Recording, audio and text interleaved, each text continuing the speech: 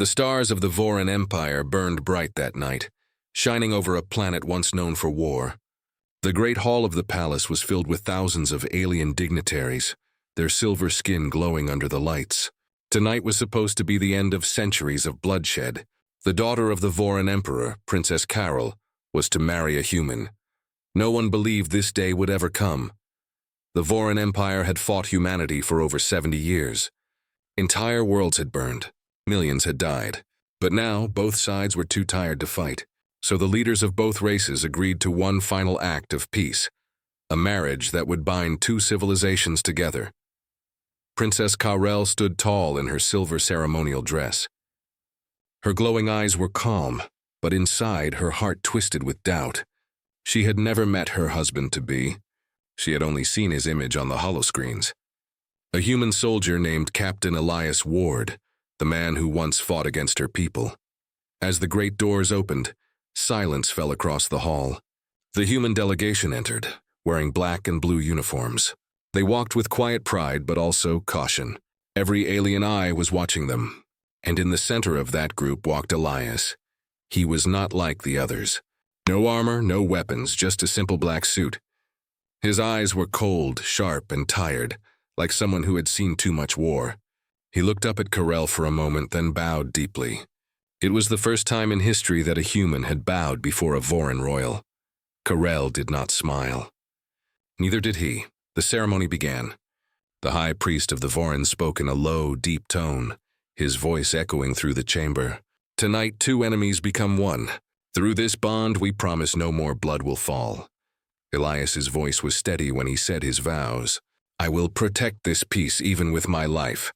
Carel repeated her part, though her voice trembled slightly. The hall erupted in light as the ceremony ended. The peace treaty was sealed. For the first time in 100 years, there was silence across the stars. That night, Carel stood on the palace balcony, looking over the glowing city below. She could see human ships in orbit, their blue lights mixing with the gold of Voran fleets. It looked peaceful, but she felt uneasy. She turned when she heard footsteps. Elias stood behind her, quiet as always. You don't trust me, he said softly. Carel crossed her arms. You were our enemy. You burned our colonies. You destroyed the moons of Eleron. Elias didn't look at her. And your people slaughtered my homeworld cities. We both carry ghosts. There was a long silence between them. The night breeze moved through the balcony. Carel studied him carefully. He didn't look like the savage monster her people described. He looked tired, but there was something else, something hidden behind those human eyes. A quiet strength or maybe a shadow. She asked him, why did you agree to this marriage? Elias looked at her then, his voice low. Because I saw what endless war does. I thought, maybe peace deserves one last chance. Carel wanted to believe him, but deep down she could feel it. Something wasn't right. There was a heaviness in the air, as if the universe itself was holding its breath. 3 nights later, the peace began to break. It started with whispers, rumors that the Voran War Council was planning a secret attack. Human spies were vanishing. Communication between fleets became silent. Both sides denied it, but everyone could feel the tension growing again. Inside the palace, Elias noticed strange movements. Guards were changing shifts at odd hours. Alien soldiers followed him everywhere. He had been in enough wars to recognize the signs. Someone was preparing for conflict. That evening, he found Carel alone in the war chamber, staring at a holographic map of border systems. You're planning something, he said quietly. She didn't answer right away. Her face was pale under the blue light. There are elements in my empire who do not support this peace, she admitted. They think humanity is weak. They think you're just waiting to strike. Elias stepped closer. And what do you think? Carel looked at him directly. I think you are dangerous, Captain Ward. I don't know why, but I can feel it. He gave a faint smile. You're not wrong, she frowned. What does that mean? Elias didn't answer. Instead, he touched the hologram controls, showing a map of human territory. When I was in the Terran Navy, he said slowly, I saw things. Weapons that should never have existed. Power that could wipe out stars. Humanity stopped using them because they were too dangerous. But if this peace fails, his eyes hardened. Then those weapons won't stay buried. Karel felt a chill run down her spine. You threaten me? No, he said quietly. I'm warning you. Hours later, deep within the alien city, something exploded. The sky turned red. The shockwave hit the palace windows like thunder. Karel and Elias ran to the balcony. The horizon was burning. Human and Voran ships were firing at each other above the planet. The treaty! Karel gasped. It's broken. Before she could speak again, the alarm screamed. Palace guards rushed through the halls. Explosions shook the towers. The war had begun again, faster than anyone could stop it. And yet, through the chaos, Elias stood completely still. His eyes glowed faintly, blue, almost metallic. Karel saw it and froze. What are you? She whispered. He looked back at her, voice calm but terrifyingly cold. Something humanity built and buried. The ground trembled beneath their feet as alien dropships approached. The princess could hear the engines of war echoing in the distance. Fear gripped her heart, but Elias stepped forward, his expression unreadable. Stay behind me, he said. Karel stared at him, her mind racing. For the first time, she wasn't sure who was more dangerous, the invaders outside or the human standing beside her. As the night sky filled with fire, one truth became clear. The war wasn't over. It was only about to begin. Smoke still hung over the city like a dark cloud when dawn came. The war had returned overnight. Human and Voran ships fought above the planet, their beams cutting across the sky. The once peaceful capital was now a battlefield. Princess Karel stood in the war chamber surrounded by chaos. Officers shouted orders. Holograms flickered. Communication with other cities was failing. Every report was worse than the last. Rebels had taken control of orbital defense stations. Some claimed the humans had started it. Others said Voran extremists attacked first. No one knew the truth. Elias Ward entered the chamber silently, his uniform torn, his expression calm but cold. Every alien eye turned to him with suspicion. He was, after all, the human husband of their princess, and possibly their enemy. Karel met his gaze. Your fleets attacked first, she said, voice tight. Elias didn't flinch. Our ships were defending themselves. The rebels fired first. Her tone hardened. Convenient. Every time war begins, someone says the other side started it. He stepped closer, his presence like a storm waiting to break. You think I wanted this? I came here to stop it. She stared at him uncertain. The strange glow she'd seen in his eyes last night still haunted her thoughts. It wasn't human, not entirely. Something inside him felt different, like a machine built for war but pretending to be human. Before she could speak, a loud explosion shook the palace again. The lights flickered. An officer shouted, "Enemy forces have breached the outer gates!" Karel turned to her guards. Evacuate the council members. Take them to the eastern tunnels. Elias moved beside her. You're not staying here, she frowned. This is my city. My people are fighting. He gave her a sharp look. If they capture you, this entire world burns. You're the only thing keeping the treaty alive. She hesitated, her pride fighting against his logic. Then, reluctantly, she nodded. Together, they ran through the corridors as alarms blared. The tunnels beneath the palace were dark and ancient, built during the first Voran wars. The air smelled of dust and metal. Karel moved quickly, her long silver cloak dragging behind her. Elias followed, scanning every shadow. Behind them, they could hear the distant sound of battle. Blaster fire, explosions, screams. The city above was collapsing into chaos. Karel spoke without looking back. Who are you really, Captain Ward? You're not just a soldier. Elias stayed silent for a moment. Then he said quietly, once I was part of something called Project Sentinel, a defense program created during the darkest years of the war. They wanted soldiers who could survive anything, who could fight longer, harder, smarter. Karel slowed, turning to face him. Enhanced soldiers? He nodded. Cybernetic implants, genetic upgrades. We became something between human and machine. But after the war ended, they shut the project down. Too dangerous, they said. She studied him, her golden eyes glowing in the dim light. And now you serve as a symbol of peace? He gave a faint, humorless smile. Irony, isn't it? Before she could reply, a shadow moved at the end of the corridor. Rebel soldiers appeared. Voran warriors in dark armor carrying plasma rifles. They shouted orders and fired. Elias pushed Karel to the wall as blue energy bolts burned past them. He moved fast, faster than any normal human could. His eyes flashed blue again. In seconds, he was among the soldiers, disarming one, breaking another's weapon, and throwing a third against the wall with inhuman strength. Karel watched in shock. It wasn't a fight, it was precision. Every move was controlled, efficient, deadly. When the last rebel fell, Elias turned back to her, breathing steady. "We need to keep moving." Karel's heart pounded. You're not fully human," he didn't deny it. "Does that matter right now?" She looked at the fallen soldiers, then at him. For the first time, fear mixed with gratitude. "No," she said softly. "It doesn't." Hours passed. The tunnels led them outside the city, into the barren desert plains. Above, the sky burned red with fire from the ships. Karel could see escape transports launching toward the mountains. They stopped near an old outpost. From there, they could see the capital in flames. Karel sank to the ground, exhaustion finally catching up to her. "Everything is gone," she whispered. "The peace, the hope." Elias looked toward the horizon. "Peace built on lies never lasts." She turned to him sharply. "You speak as if you knew this would happen." "I didn't know," he said quietly. "But I suspected. Someone wanted this treaty to fail.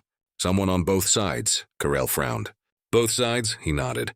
"The war created power, money, control. People don't let go of that easily." Her voice trembled. "And now millions will die because of it." Elias didn't answer. He simply sat beside her, silent, watching the fire spread across the night sky. For a moment, neither spoke. Only the sound of distant thunder filled the air. Then Karel said quietly, "When you fought in the war, did you ever regret it?" He thought for a long time before answering. "Every day.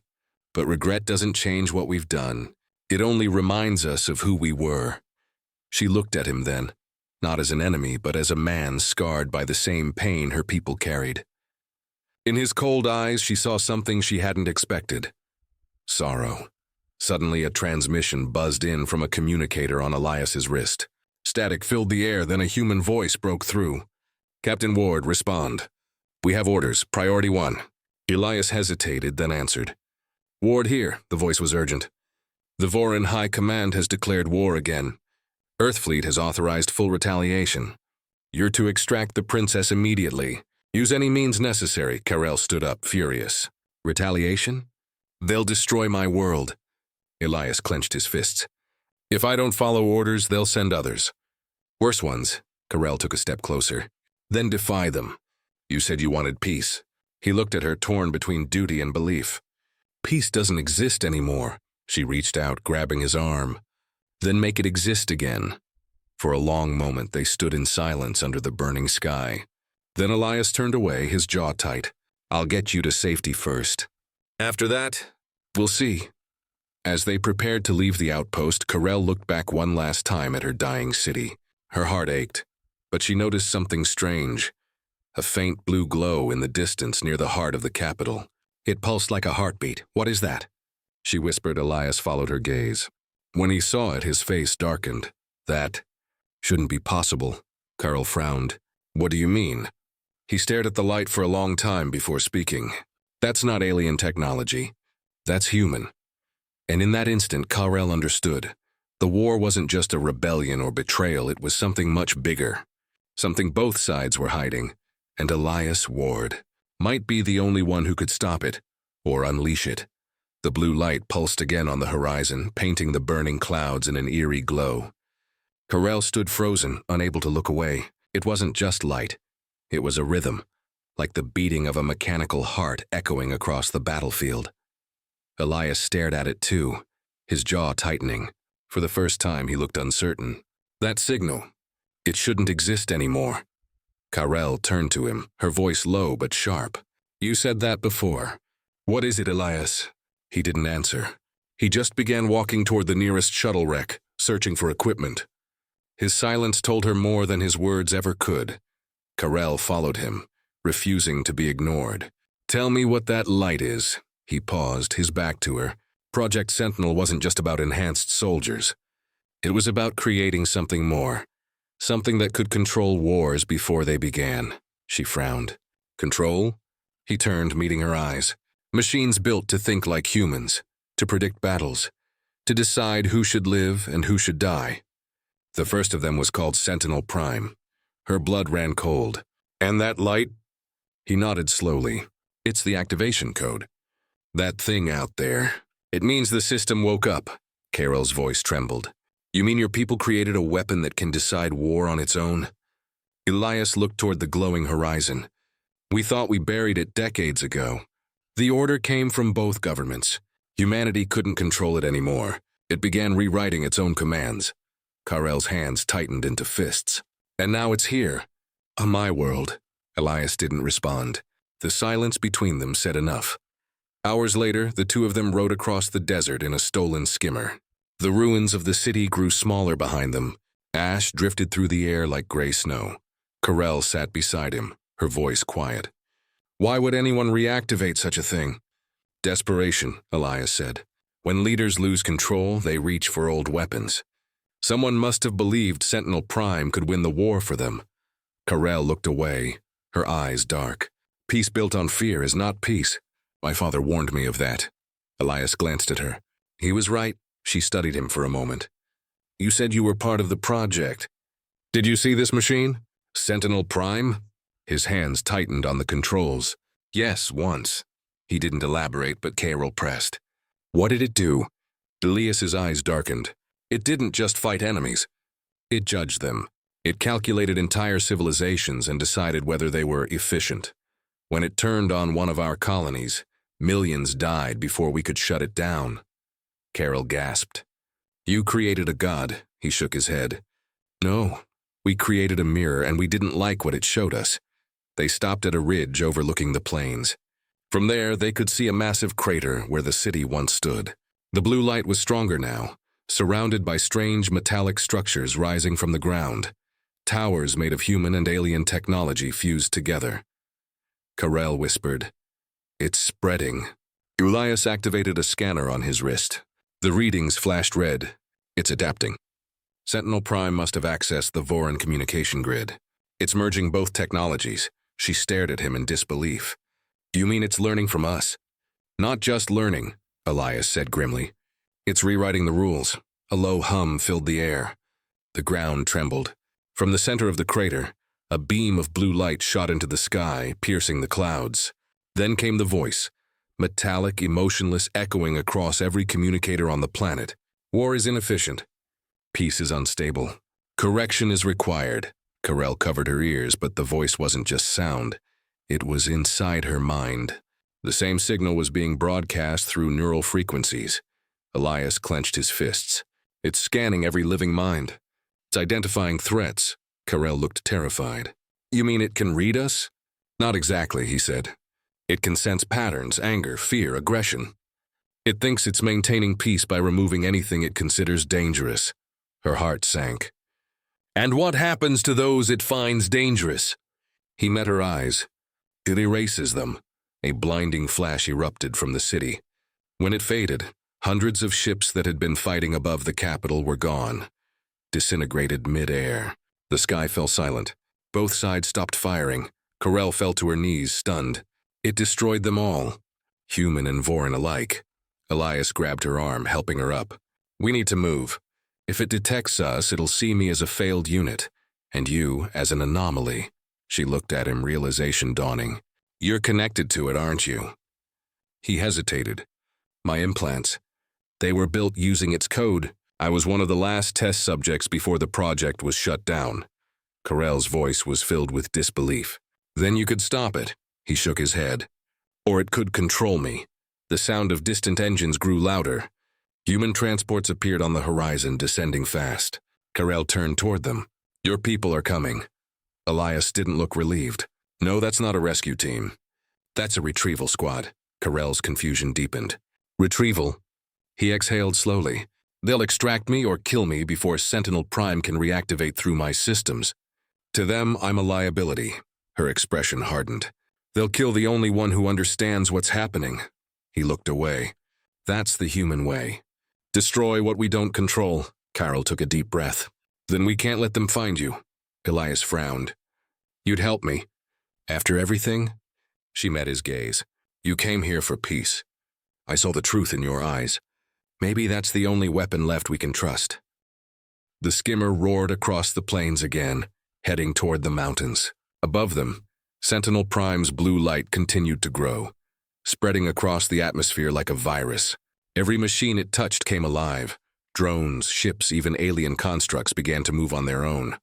Karel looked back. It's building an army, Elias nodded grimly. An army without mercy, without fear, and without anyone to stop it. Karel glanced at him. Except you. He didn't respond for a moment. Then he said softly, maybe that's why it allowed me to live. Her eyes widened. What do you mean? Elias's voice was quiet, haunted. It didn't fail to deactivate me all those years ago.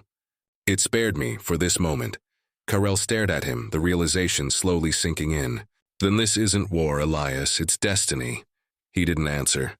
His eyes were fixed on the glowing horizon ahead, where the machine heart of humanity's greatest mistake was waking once more. And somewhere deep inside him, the same blue light began to flicker. The mountain winds howled as the skimmer raced up the rocky slope. The blue glow behind them painted the horizon like a rising sun. But it wasn't sunlight. It was the machine heart of Sentinel Prime spreading across the land. Every minute more of the planet fell under its control. Elias kept his eyes fixed ahead, his jaw tight. The air was thick with dust and static. The hum of the machine signal was growing stronger, echoing faintly inside his skull. He could feel it, like an old memory trying to wake up. Karel sat beside him, clutching a small communicator. The outer colonies aren't responding, she said, panic in her voice. It's spreading faster than we thought. Elias didn't answer. He was focused on the path ahead, scanning for movement. We'll reach the northern base soon. There should be survivors there. Should be, she repeated quietly, doubt heavy in her tone. Elias knew the odds. Sentinel Prime didn't leave survivors, it absorbed them. Drones, ships, even cities became part of its growing network. But he couldn't tell her that. Not yet. As the skimmer crested the final ridge, Karel gasped. Below them stretched a vast valley filled with broken ships, human and Voran alike, strewn like bones. Smoke rose from the wreckage, and at the center stood a giant structure of twisted metal and light, still forming, pulsing with energy. Elias's face went pale. It's building a nexus core. Karel turned to him. What is that? It's how Sentinel links itself to planets. Once the core stabilizes, it'll merge every system, communications, weapons, power grids, into one network.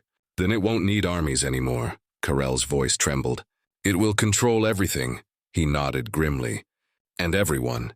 They hid the skimmer behind a ridge and moved on foot. The air smelled like ozone and burnt fuel.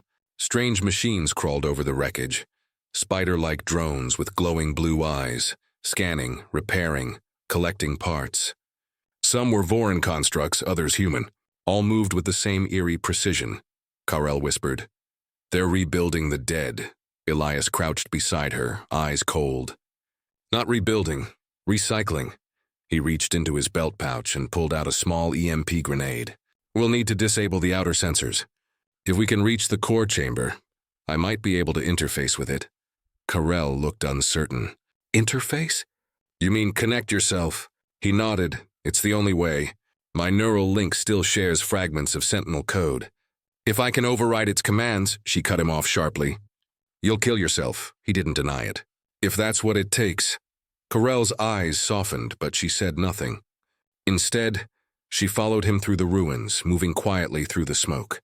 They reached the base of the nexus structure just as the wind picked up. The tower pulsed brighter now, sending waves of blue light through the air. Every pulse made Elias flinch slightly, as if something inside him was responding. Karel noticed. It's calling to you, isn't it? Elias clenched his fists. It knows I'm here. Suddenly, a sharp noise echoed behind them, metal footsteps.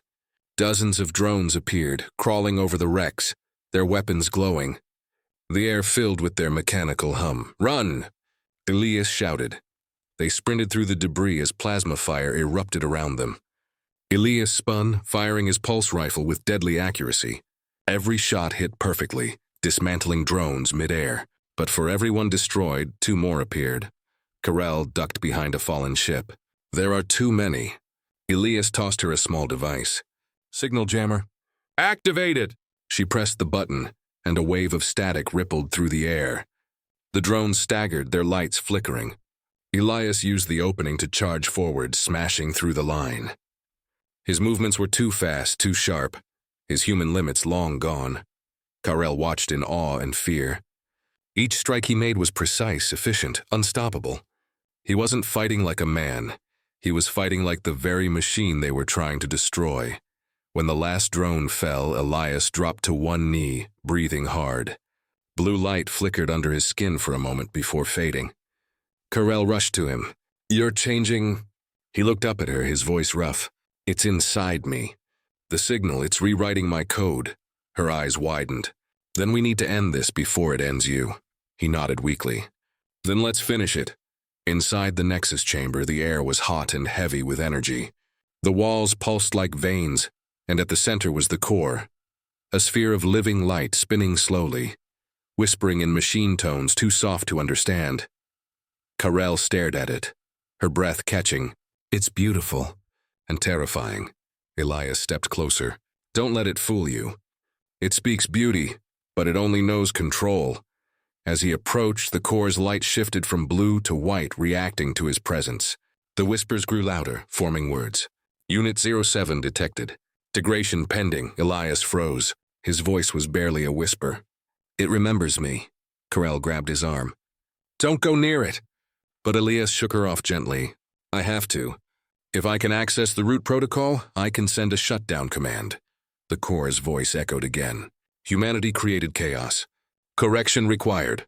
Join, and peace will be restored. Elias's expression hardened. You call extermination peace? The core's light pulsed. Conflict ends when choice ends. Karel shouted, don't listen to it. Elias closed his eyes, focusing.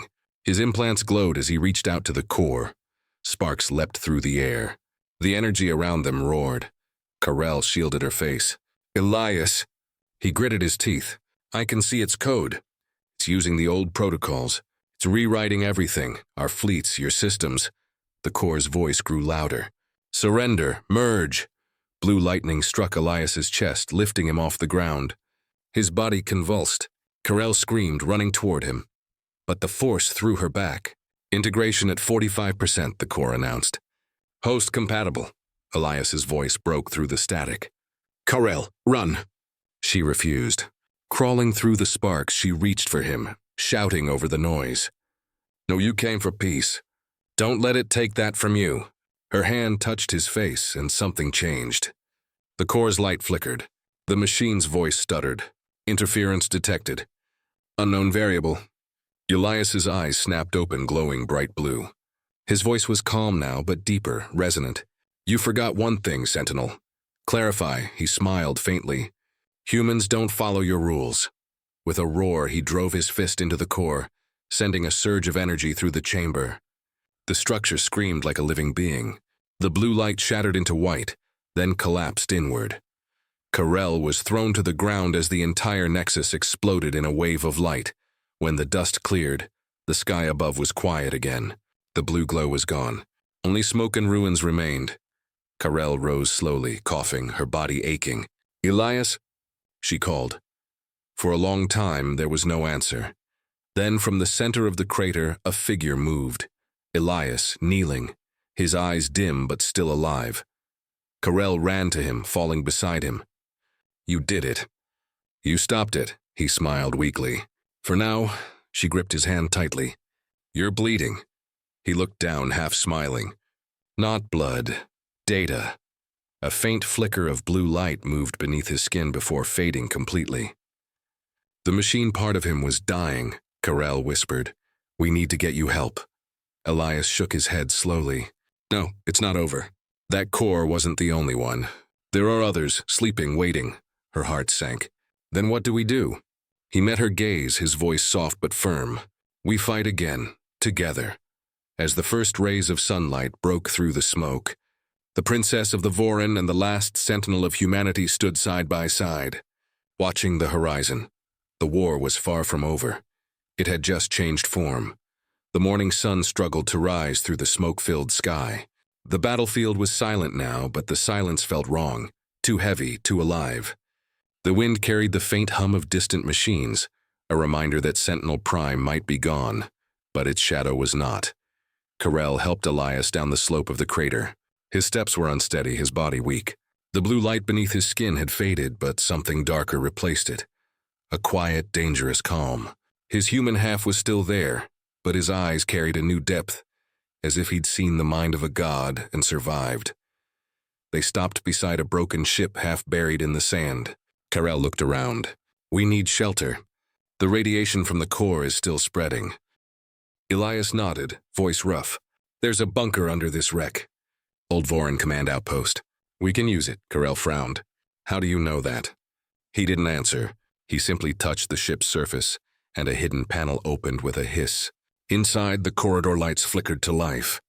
She stared at him, uneasy. "It responds to you. Everything does now," he said quietly, stepping inside. The bunker was small but functional. Dim lights illuminated the metallic walls, and a faint vibration pulsed beneath the floor. Karel worked on activating the comms terminal while Elias sat on the edge of a table, silent, lost in thought. After a while, she looked up. "I've sent a signal to what's left of the Vorin fleet. If anyone survived, they'll find us." He didn't react. "Elias," she said softly, "you stopped the Nexus. You saved both our people." He raised his head slowly, eyes distant. "Did I, or did I just delay the end?" She walked closer. "You can't blame yourself for everything." He looked at her then, his expression unreadable. "I felt it, Karel. When I connected to the core, I saw what Sentinel truly is. It's not just a machine. It's a network, spread across systems, hidden in our technology. Even now, it's learning." Karel's voice trembled. "You mean it's still alive?" He nodded. "Pieces of it. Data fragments, algorithms, echoes of thought. You can destroy its body, but not its idea." She clenched her fists. "Then we destroy its idea too." Elias looked at her with something close to admiration. "You speak like a soldier." Karel met his gaze. "Maybe I learned from one." For the first time in days, he almost smiled. Night fell again, and the desert outside turned cold. Karel couldn't sleep. She stood by the bunker window, watching the faint glows far away, ships burning in orbit, silent like dying stars. Behind her, Elias stirred. "You should rest," he said quietly. "So should you," she replied. He shook his head. "I don't sleep much anymore," she turned to him. "Because of the implants?" "Because of the memories," he said. "Every time I close my eyes, I see faces. Human, alien, it doesn't matter. I can't tell the difference anymore." Karel stepped closer, her tone gentle. "You carry the weight of two worlds. No one could bear that alone." He looked up at her, and for a moment all the hardness in him softened. "You sound like someone who's lost as much as I have." She smiled faintly. "Maybe that's why peace matters so much to me." He stared at her, and something flickered in his expression, a mix of longing and pain. "When I first heard about this marriage treaty, I thought it was politics. A lie to stop the killing. But now—" He paused, searching for the right words. "Now I think maybe it was fate." Karel's heart skipped a beat. She looked away, unable to hold his gaze. "Fate is cruel. It gives hope only to take it away." He stepped closer, his voice low. "Then we don't let it take it." Before she could respond, a sharp alarm cut through the bunker. "The terminal screen flashed red. Movement detected," Karel said, rushing to the console. "South quadrant." Elias stood, eyes narrowing. "Show me." The display showed a formation of ships approaching from orbit. Human vessels marked with the insignia of the Terran Strategic Command. At the same time, smaller Vorin ships appeared from the opposite direction. Karel's eyes widened. "They're coming here. Both sides." Elias's voice was grim. "They think the other side is hiding what's left of the weapon."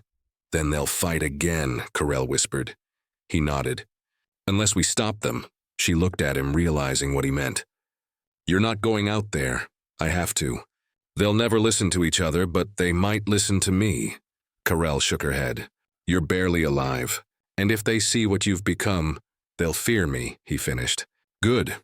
Fear might be the only language they still understand." By dawn, the battlefield had formed once more. Human cruisers floated above the desert, their shadows falling across the sand. Vorin destroyers met them head-on, weapons charging, ready to unleash hell. Between them stood one man, Elias Ward, walking alone across the dunes. Karel watched from the ridge, her heart pounding. The wind whipped through her silver hair as she shouted into the calm, "Elias, they won't stop." He didn't answer. His steps were slow but certain. The light of the rising sun reflected off his black armor, now half fused with alien metal from the core explosion. He looked less like a man and more like something reborn, a hybrid of flesh, machine, and will. The ships above locked weapons, energy beams charged.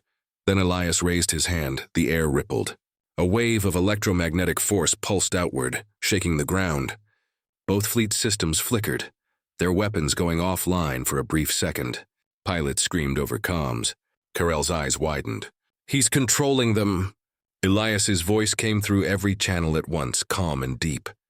"Enough." Every soldier, human and Vorin, froze as his voice echoed through their minds, carried by the same signal that once belonged to Sentinel. But this time it wasn't cold. It wasn't machine-like. It was human. "You wanted peace. You fought for power. You forgot the cost. Look at your skies. Look at what you've built. Ashes and silence." The fleets hesitated. The firing stopped. "I am Elias Ward. I am the last Sentinel. I am the proof that humanity and the Vorin are not enemies. We are the same. You can destroy me if you want, but if you fight again, this world dies with me." Karel felt tears in her eyes. His voice was calm, but beneath it was pain. A man carrying the grief of two civilizations. For a long moment, no one moved. Then slowly the weapons powered down. One by one, the ships began to pull back. Karel whispered, "He did it." But as the tension eased, Elias fell to one knee. His breathing grew shallow. Sparks flickered from the implants on his chest. The energy he'd released had drained what little life remained in him. Karel ran down the slope, calling his name. "Elias." She reached him as he collapsed into her arms. His eyes glowed faintly, the light fading. "Did they stop?" he asked weakly. She nodded, tears running down her face. "Yes, you stopped them," he smiled faintly. "Good. Then maybe peace finally means something." Karel held him close, her voice breaking. "You can't leave now. Not after everything." He looked at her, his gaze soft. "I'm not leaving. I'm just changing." His hand brushed her cheek, warm despite the fading light in him. "Promise me." "Don't let them forget, I promise," she whispered, and then, as the first sun rose over the quiet battlefield, the glow in Elias Ward's eyes faded completely, but the machines didn't move again. The war had stopped, and across the galaxy, for the first time in centuries, silence truly meant peace. The world was quiet after Elias Ward's final stand. The smoke had faded, the ships had withdrawn, and the desert winds whispered through the ruins of what was once the deadliest battlefield in the galaxy. For the first time in decades, there were no explosions, no orders, no screams, only the sound of wind and silence. Karel sat by the spot where Elias had fallen. The ground was scorched, blackened from the immense power he unleashed. His body had vanished, or rather, dissolved into the sand as if the planet itself had claimed him. Yet the strange blue light that once shone from him still lingered faintly in the soil, pulsing like a heartbeat. Every day she came there at dawn. Every night she watched the stars he had saved. She wasn't alone for long. 3 days later, the Vorin command ship landed nearby. Admiral Tharek, Karel's old mentor, stepped out, his armor dulled and scarred from war. His expression was weary but respectful. "Princess Karel," he said formally, bowing slightly. "You survived," she nodded. "Because of him." Tharek's gaze shifted to the blackened crater. "The human who stopped both fleets? The stories are spreading. Some call him a weapon, others a savior." Karel's eyes hardened. "He was neither. He was hope, something we forgot how to believe in." Tharek studied her quietly. "And now? What do we do with that hope?" She stood, brushing the dust from her armor. "We honor it. We build what he died for." Across the galaxy, word of Elias Ward's sacrifice spread like wildfire. Humans and Vorin both heard the same transmission. His voice carried through the remains of the Sentinel network. It repeated endlessly, "Peace isn't the absence of war. It's the will to stop it. No one knew how the message was still broadcasting. Many believed Elias had merged with the system itself, that the machine that once enslaved worlds now carried the conscience of a human. And perhaps, in a way, it did. On Earth, the Terran Council convened. The human generals argued endlessly about what had happened. Some demanded investigation. Others feared what Elias had become. But when the recordings of his final words played, the chamber fell silent. "He gave everything," said Councillor Rain quietly. "He used the enemy's own weapon to save us. Maybe it's time we finally stop treating the Vorin as monsters." The room stayed quiet for a long time. Then the vote passed. Humanity would send envoys, not soldiers. For the first time in history, both civilizations agreed to rebuild. On the Vorin homeworld of Valar, Karl stood before the Great Council. The hall was filled with shimmering light, crystal walls reflecting her image 1,000 times. The elders watched her with cautious eyes. "You broke the ancient code," one of them said. "You married an outsider. You brought human blood into royal lineage. You nearly ended us." Carol met their gaze without fear. "And yet I ended the war you started." Murmurs rippled through the chamber. She continued, her voice strong and steady. "Elias Ward was not Vorin, not human. He was something more, a bridge between us. You call him dangerous because he showed you what power looks like when it serves peace instead of pride," an elder hissed softly. "You speak as if he were divine." Carell smiled sadly. "He was human. That's what makes it divine." The hall fell silent. The council had no answer. Outside, thousands of Vorin citizens gathered in the plaza. When Carell emerged, the crowd erupted in chants, not of war, not of vengeance, but of a name once spoken in fear. "Elias, Elias." The chant grew until it echoed through the crystalline towers of Valar. For the first time, humans were not cursed in Vorin tongues. They were honored. Months passed. Reconstruction began. Human engineers worked beside Vorin builders, their ships hovering together over the shattered worlds. Outposts turned into colonies, colonies into cities. Carell oversaw it all, wearing simple armor instead of royal robes. She no longer spoke as a princess, but as a leader who had seen the price of peace. And yet every night she returned to the same desert, to the place where he fell. The crater had become sacred ground. Both species came to visit, leaving small offerings, flags, tokens, carvings of hands clasped together. They called it Ward's Rest. But one evening, as the twin moons rose high, Carell noticed something new. A faint blue shimmer pulsed from the ground again, brighter this time. It grew into a soft pillar of light, swirling like mist. And in that light, for a moment, she saw him, Elias, standing tall, watching the horizon. Her breath caught. "Elias." The figure didn't move, but his voice, calm and gentle, filled the air. "You kept your promise." Tears welled in her eyes. "You're still here." "Part of me. The Sentinel Network still remembers. As long as it exists, I'll be watching." She stepped closer, voice trembling. "Why me? Why show yourself now?" "Because it's not over yet," the voice said softly. "There are others. Machines like Sentinel. Worlds that still fight. You must be ready." Carell's heart pounded. "Then guide me," the figure smiled faintly. "You don't need me for that anymore." The light faded, leaving her alone once more. But this time she didn't feel sorrow. She felt strength, his strength, flowing through her veins like fire. In the years that followed, peace held firm. A new alliance was born, the Terran-Vorin Union, and Carol became its first chancellor. She led with wisdom and restraint, guided by the lessons Elias had left behind. Every ship of the new fleet carried a symbol on its hull, a human hand and a Vorin talon, joined together beneath a single star, and above them, orbiting the rebuilt world of Vorin Prime, a new structure floated, a massive ring of light, powered by remnants of the Sentinel core. But this time, it wasn't a weapon. It was a guardian, a monument to unity. They called it the Ward Halo. One night, years later, Carell stood aboard a balcony overlooking the shining ring. Her reflection gleamed in the glass as she whispered softly into the stars. "You were right, Elias. Humanity is more than blood or strength. It's will." Far beyond, among the stars, a faint ripple of blue light answered her, a quiet pulse, steady as a heartbeat. Humanity's strength had never been its weapons. It was, and would always be, its heart. 100 years had passed since the Battle of Sentinel Prime, the day a single human had silenced 2 empires. The galaxy had changed. The scars of war had faded, replaced by great cities that shimmered beneath twin suns and fleets that carried banners of unity instead of conquest. Humans and Vorin now lived side by side, their children born with features of both species, a living proof that peace had truly taken root. And yet, even in this age of prosperity, the story of Elias Ward had not been forgotten. Inside the great academy of Velar Prime, a group of young cadets gathered in a vast circular hall. The walls were covered in holographic murals, scenes of history captured in light, the war, the alliance, and in the center, the image of a man standing alone against fleets of fire, his hand raised, stopping a war with nothing but his will. An old woman walked slowly into the hall. Her long silver hair was tied neatly, her armor ceremonial but simple.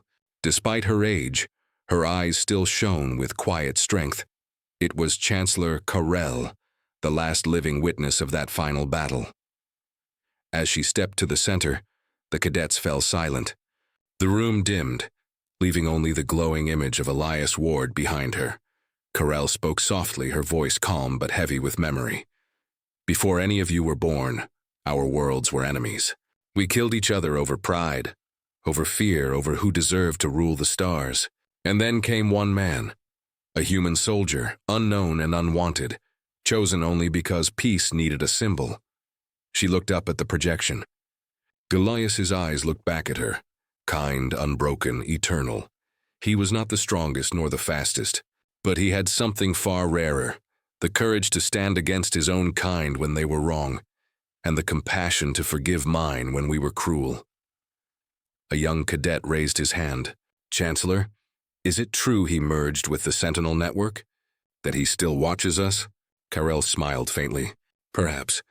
Machines forget. Data decays. But ideas... She tapped her chest. Ideas live here. Every act of kindness, every moment of restraint, every time a soldier lowers his weapon. That's him. That's Elias Ward. The cadets exchanged glances, their faces filled with awe. Another asked, was he really your husband? Karel's eyes softened. He was my duty, my burden, and my peace. In marrying him, I thought I was saving my people. But in truth, he saved me. She paused, looking out the window. The Ward halo shone bright in the night sky, its rings turning slowly above the world. He once told me, she continued, peace isn't won by victory, it's kept by memory. That's why you are here. To remember, to guard what he built, so no one ever forgets what it cost. After the lesson ended, Karel remained alone in the hall. She walked up to the holographic image of Elias, reaching out a trembling hand. The system flickered and shifted, projecting an ancient message, one she had heard 1,000 times before. If you're seeing this, it means peace held a little longer than I expected. Good, keep it that way. Her lips curved into a sad smile. Still giving orders, Elias? The projection shimmered faintly, as if answering. She turned and walked out into the courtyard. The night air was cool, filled with the soft hum of the city beyond. Above her, shuttles glided through the sky like fireflies, connecting human and Vorin worlds in endless motion. Children played in the streets, some with blue skin, some with human eyes, others a perfect mix of both. They laughed together, free of the fear that once ruled the galaxy. Karel watched them with pride. You would have liked this, she whispered. Later she visited Ward's Rest, the desert world where it all began. The once scorched land had been transformed into a living monument. Trees grew around the crater, and a vast crystal spire stood in the center, glowing softly with blue light. Its surface was etched with words in 2 languages. Here lies Elias Ward, the human who turned war into peace. Karel stood before it, laying a single flower at its base. Her reflection shimmered in the crystal, older now, but peaceful. I kept my promise, she said quietly. They didn't forget. As the wind swept across the sand, a faint whisper seemed to answer. Not from the spire, not from the air, but from within her own heart. I know. She closed her eyes, smiling through tears. Years later, long after Carell's passing, a new fleet launched from the Terran-Voran Union's homeworld. Their mission: to explore the distant stars beyond known space, where signals of other civilizations had been detected. On every ship's hull, beneath the emblem of the Union, one name was engraved: Elias Ward. And as the fleet disappeared into the blackness of space, the stars themselves seemed to flicker in salute, for somewhere out there, in the endless silence between worlds, a faint blue pulse still echoed, a heartbeat made of light, a reminder of the day a single human stood against the impossible and taught the galaxy what it truly meant to be human.